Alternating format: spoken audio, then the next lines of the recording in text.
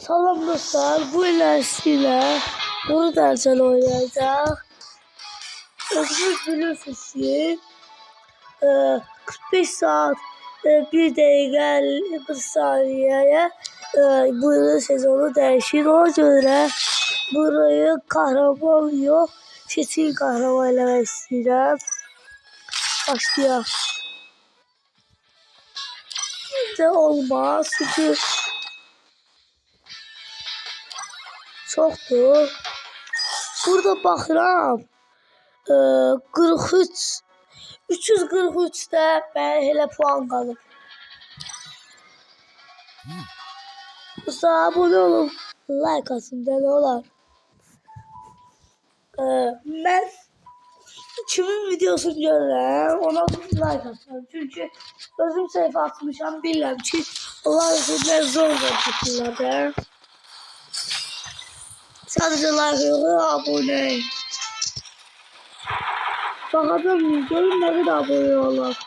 Eğer 50 abone gelse, 50 abone bir de 50 beğenme. Bu oyunda size göre düzü yazasınız komentlere. Ben size kanal 177 idim verdim. Yakıyla ama kanal 177 sevdim verebilirim. Ben bu devre ezberlerim. Ne onun için ya bilmiyorum.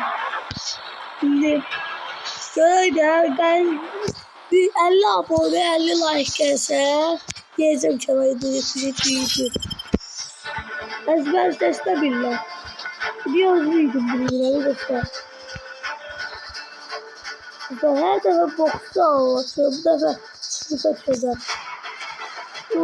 Bir adam çıkıyor. O da açıda. Sokalı. Evet şöyle dostlar. Görürsünüz. Tabii çay diye bura.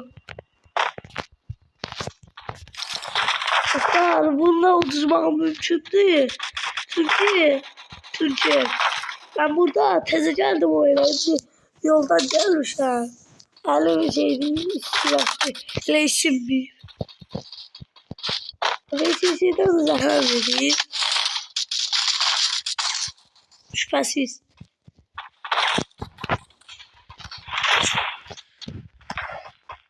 Hep şeydim yukarısına. Dostlar burada kafa vurabilirler sizi.